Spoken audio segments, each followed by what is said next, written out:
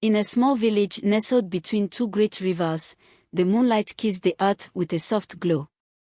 There, under the ancient baobab tree, a child was born. His name was Nyamekye, meaning gift of God, but from the moment he drew his first breath, he was no ordinary child. His eyes, wide and knowing, carried the weight of centuries, and his cries seemed to echo with the voices of those long past. Nyamekye's mother, a gentlewoman named Akua, knew in her heart that her son was special. He had come into the world without the typical wails of a newborn, as if he were not shocked by the strangeness of life outside the womb. The village women who had assisted in the birth whispered in hushed tones about the child who had arrived without fanfare, gazing at them with an intensity that made them shiver. As Nyamekye grew, so did the mystery around him. By the age of 3, he could speak in full sentences, not with the simplicity of a child, but with the wisdom of an elder.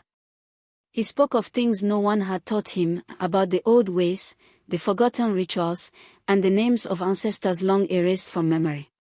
His voice carried the cadence of ancient proverbs, and when he played alone, he would murmur to himself in a language only the oldest among the village elders vaguely recognized, the language of the ancestors.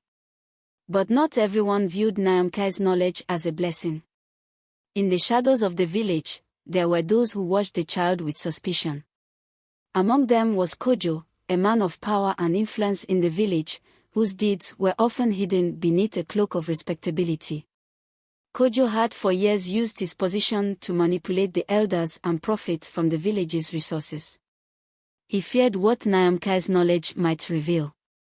"He knows too much," Kojo whispered to his brother Kwesi, as they stood by the river one evening, the sound of the water masking their voices. "That child will be the end of us if we do not act soon." Kwesi, less certain but loyal to his brother, merely nodded. "But what can we do? The village speaks of him as though he were a messenger of the gods." Kojo's eyes narrowed. "Messenger or demon, it makes no difference. We cannot allow him to expose us. The elders might revere him, but fear will make them turn." Over time, Kojo began to plant seeds of doubt in the hearts of the villagers. He whispered to the elders during their meetings under the baobab tree, suggesting that Nyamekye's knowledge was unnatural, that no child should know the things he did. "He has the wisdom of the ancestors," yes, Kojo would say, stroking his chin thoughtfully. "But what if his knowledge is not from the ancestors? What if something darker speaks through him?" Soon, rumors began to spread. Mothers pulled their children away from Nyamekye when he passed by, and the once curious elders now looked at him with wary eyes. It wasn't long before even Akua, his mother, felt the weight of the village's fear. She noticed the way people would glance at her, then quickly look away, and how the greetings she once received with warmth were now cold and curt. Nyamekye, ever observant, sensed the shift as well. One evening, as the sun dipped low and bathed the village in a warm, golden light, he sat beside his mother in front of their modest hut. "Mother," he said quietly, his voice steady yet laced with a sadness beyond his years, "why do they fear me?" Akua looked down at her son, her heart heavy. She had no answer for him, but she feared for what was to come. As Nyamekye reached the age of 7, the whispers turned into actions. Kojo, emboldened by the growing suspicion in the village, had rallied several men to his cause.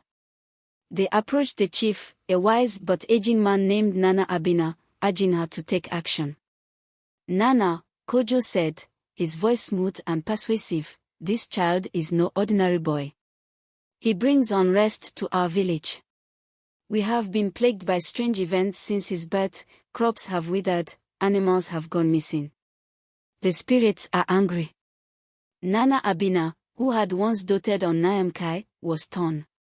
She had seen the boy's strange gifts, but she had also seen the way the village had grown fearful. "What do you suggest, Kojo?" she asked, her voice weary.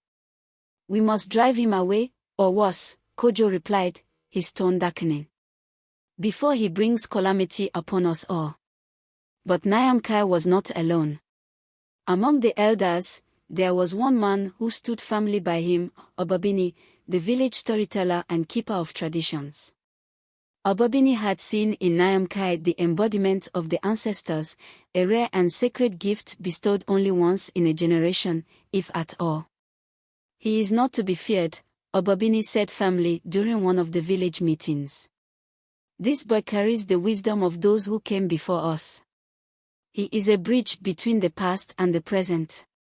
To cast him out would be a grave mistake.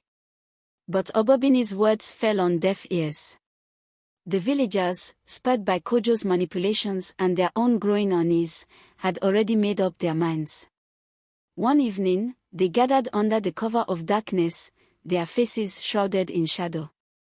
Kojo stood at the forefront, holding a torch that flickered in the night air.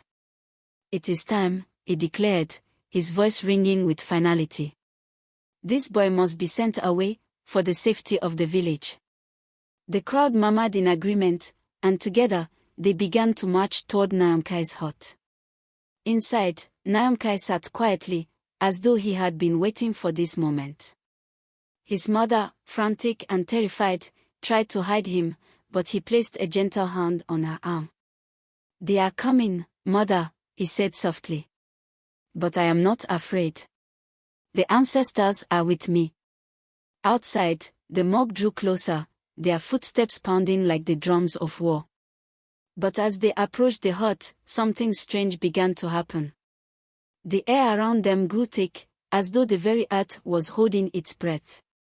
The wind, which had been still moments before, now howled through the village, whipping the trees into a frenzy.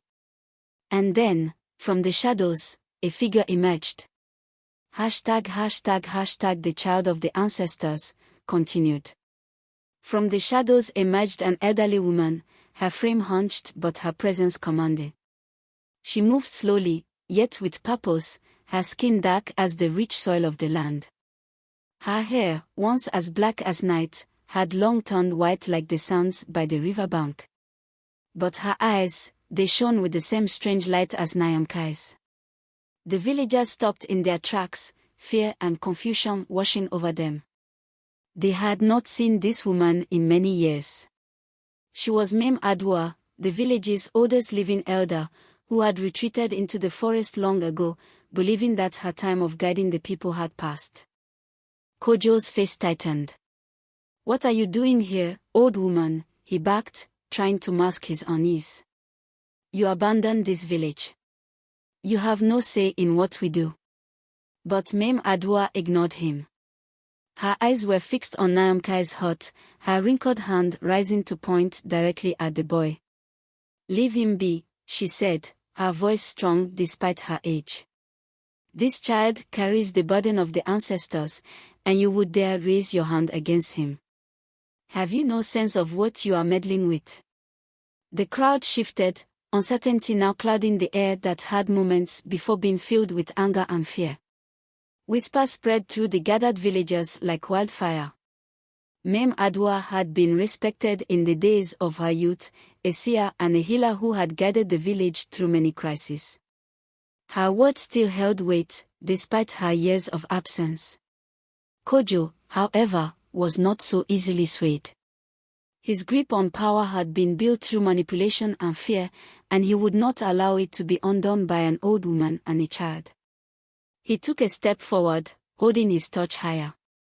"You speak of ancestors," he spat, his voice laced with contempt, "but what of the evil this child has brought? He knows things no one should know. He whispers to the spirits, not the ancestors. Our crops fail, our animals disappear, and now you defend him." But Mame Adwa was unmoved. She turned her gaze toward the sky, where the clouds had begun to churn, dark and heavy. "Do you not see," she said, her voice softer now, almost sorrowful. "The earth itself is speaking. It knows what you intend to do." The wind picked up again, swirling around the villagers, tugging at their clothes and extinguishing the torches one by one. The only light left was the faint glow from Nyamekye's hut and the reflection in his knowing eyes. And then, from within the hut, Nyamekye stepped out. His small frame seemed to carry an air of serenity, even as the storm around them grew stronger. He stood beside Mame Adua, his eyes meeting hers briefly before he turned to the crowd. "I have not come to harm you," Nyamekye said, his voice cleared despite the wind. "I carry the knowledge of the ancestors because it is my duty to protect this land, to protect you. But there are those among you who have done wrong, who fear what I might reveal." The villagers murmured, some of them glancing nervously at Kojo. The once solid ground beneath his feet seemed to shift as doubt crept in. Kojo's face twisted in fury. "You dare accuse us," he roared. "You dare stand here, a mere child, and claim to judge us." Nyamekye didn't flinch. His gaze remained steady, his words deliberate. "I do not judge you," he said. "But the ancestors see all. They know the truth, and they will not remain silent forever." Just then, a loud crack of thunder split the sky, and with it came a heavy rain, washing over the village in sheets. The villagers gasped, some retreating further from the hut. The storm had come suddenly, as though summoned by the words of the child. Kojo, drenched and trembling with anger, pointed a shaking finger at Nyamekye. This is witchcraft," he screamed. "You have bewitched us all." But Mame Adua stepped forward, her old eyes sharp as she met Kojo's gaze. "No, Kojo. The only witchcraft here is your deceit. You fear the boy because you know he can reveal what you have done. You and your brother, Kwesi, have taken what is not yours, sold the village's resources for your own gain, and poisoned the hearts of these people with lies." At her words, the crowd turned on Kojo, their eyes widening with realization. The suspicion that had clung to Nyamekye now fell upon him. They had heard rumors, whispers of Kojo's dealings with strangers from the coast, of the silver and gold he hid in secret places. But no one had dared speak of it until now. Kojo's face paled, but his pride would not allow him to back down. "You have no proof," he snarled, his eyes darting around for support. "These are nothing but the ramblings of an old woman and a cursed child." But it was too late. The villagers, stirred by Mame Adua's words, began to murmur among themselves, and Kojo could feel their trust slipping away. Even Kwesi, his own brother, took a hesitant step back, unwilling to share in his fate. In the chaos, Nyamekye spoke once more, his voice cutting through the storm. "The ancestors have shown me many things, but they do not seek revenge. They wish only for balance to be restored." The villagers, drenched and shaken, looked to Mame Adua, who nodded in agreement. "It is not too late to make amends," she said. "But if you harm this child, the balance will be lost forever, and the ancestors' wrath will fall upon us all." The rain continued to pour, but the storm that had gathered in the hearts of the villagers was beginning to clear. One by one, they turned away from Kojo, their fear of Nyamekye replaced by a deeper understanding of the ancient forces at play. Kojo, realizing that his grip on the village had been broken, threw down his torch in disgust. "Fools," he muttered under his breath before disappearing into the night, his brother trailing behind him. The villagers, now soaked to the bone, stood in silence as the storm slowly began to calm. Mame Adua placed a hand on Nyamekye's shoulder, a quiet pride in her eyes. "The path ahead will not be easy, child," she said softly, "but you have already shown great courage. The ancestors chose well." Nyamekye nodded, though the weight of his responsibility was heavy on his young shoulders. He had saved the village from Kojo's lies, but he knew that this was only the beginning.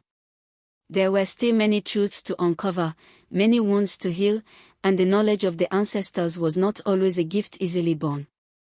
As the villagers began to disperse, unsure of what the future held, Nyamekye remained by the baobab tree, gazing out into the darkened horizon.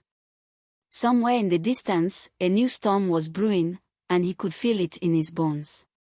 #### the child of the ancestors, finale. As the villagers dispersed into the night, whispers of uncertainty filled the air. Though Kojo had been driven away and Mame Adua's words had soothed their fears, the unease surrounding Nyamekye still lingered.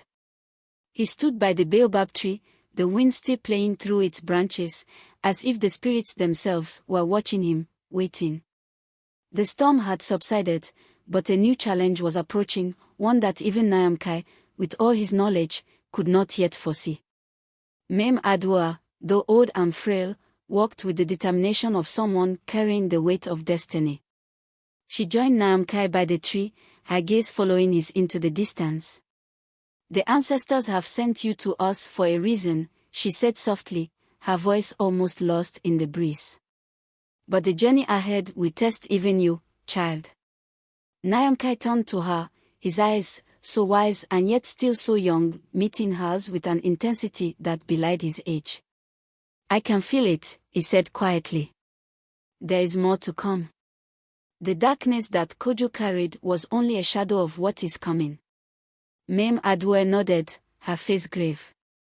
"There are forces greater than even Kojo's greed. Forces that go beyond this village, beyond the rivers and the forest. They have seen the light that burns within you, and they will seek to extinguish it."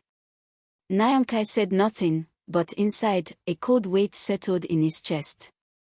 The ancestors had blessed him with knowledge, but they had also burdened him with responsibility. He knew that whatever came next, it would demand everything from him. The next day, the sun rose over the village, casting long shadows across the thatched roofs and red earth. Life began to return to normal, or so it seemed. But there was a tension that hung in the air, like the quiet before another storm. Word had spread quickly about the events of the previous night. Some were relieved that Kojo had been exposed, but others were still unsure about Nyamekye. The elders called for a meeting to decide what should be done. As the village gathered under the great baobab, Nyamekye stood beside Mame Adua and Obabini, the storyteller. Nana Abina, the village chief, addressed the crowd, her voice calm but commanding. "Last night, we witnessed a great disturbance," she began. "Kojo's greed has been revealed, and for that, we are grateful to the ancestors and to the wisdom of Mame Adua and the boy, Nyamekye. But we must now decide what comes next. Do we accept this child's gifts, or do we send him away to protect ourselves?" The crowd murmured, divided. Some spoke of Nyamekye's strange abilities with awe, others with fear. Obabini stepped forward, raising his hands to quiet the crowd. "This boy is a blessing," he said firmly. "He carries the wisdom of the ancestors, the knowledge of the past that we have long forgotten. To cast him out would be to cast out our history, our very identity." A few nodded in agreement, but others remained unconvinced. One woman, Ya, a widow who had lost her husband to a mysterious illness the previous year, stood up, her face tight with anger. "What if this child brings more misfortune?" she cried. "Since his birth, we have faced strange occurrences, crops failing, animals vanishing, sickness spreading. How do we know it is not him who brings this darkness upon us?" The crowd murmured louder, the tension growing. Before anyone else could speak, a loud crack echoed through the village. The ground beneath them trembled, sending villagers stumbling. The baobab tree, ancient and unshakable for generations, groaned as if the earth itself was crying out in pain. Fear swept through the crowd as they scrambled for balance. And then, from the far edge of the village, a figure appeared. It was Kwesi, Kojo's brother, but he was not alone. Behind him marched a group of men, strangers, their faces hard, their clothing foreign. Each of them carried weapons, sharp and gleaming in the sunlight. Panic spread through the villagers as they recognized the danger. These were not men of their village. They were outsiders, raiders from the coast, known to trade in lives and steal the resources of smaller, vulnerable communities. Kwesi stepped forward, a cruel smile twisting his lips. "You thought you could banish us," he sneered. "Kojo and I were always smarter than the rest of you. And now, I've brought allies, men who will help us take back what is rightfully ours. The strangers moved toward the village, their eyes scanning the terrified faces before them.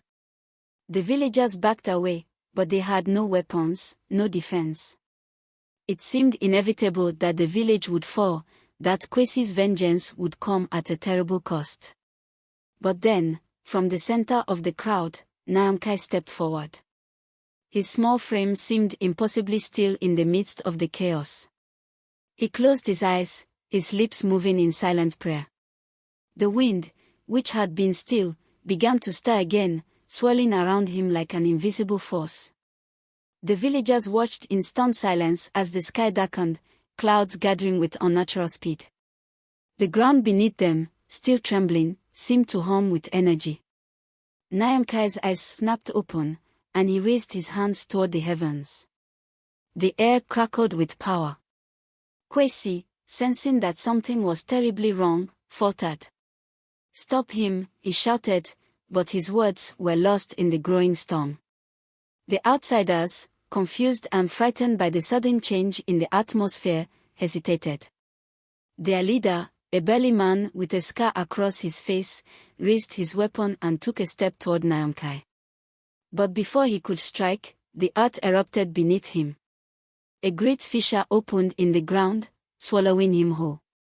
The other men scrambled, but the earth seemed to move with a mind of its own, shifting and cracking beneath their feet. Some fell into the crevices that formed, others fled in terror, abandoning their weapons as they ran. Kwesi, frozen with fear, watched helplessly as the forces he had unleashed turned against him. He turned to run, but the ground gave way beneath him, and he disappeared into the earth with a scream. The storm raged for only a few moments longer before the sky cleared as suddenly as it had darkened. The earth grew still once more, leaving behind only the scattered remnants of what had once been a terrifying attack. Nyamekye stood at the center of it all, untouched, his eyes glowing faintly with the light of the ancestors. The villagers, shaken but safe, gathered around him, their fear now replaced with awe.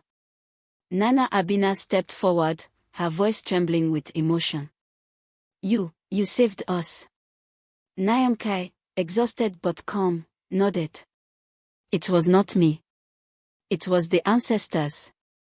They protect those who honor them." The villagers knelt before him, their hearts filled with gratitude and respect.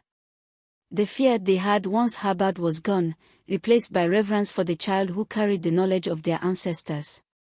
Many years later, the village would tell the story of Nyamekye, the child of the ancestors, who came to them in their time of need. He would grow into a great leader, guiding the village with wisdom and compassion, teaching them the old ways and helping them remember their forgotten past. Mame Adua, her duty fulfilled, passed into the next life peacefully, knowing that the future was in good hands. Obobini continued to tell the stories, ensuring that Nyamekye's legacy would live on for generations. And Nyamekye, though he had been born with the knowledge of the ancestors, would continue to learn from them, his connection to the past ever growing, his wisdom ever deepening. For he was, and always would be, the child of the ancestors.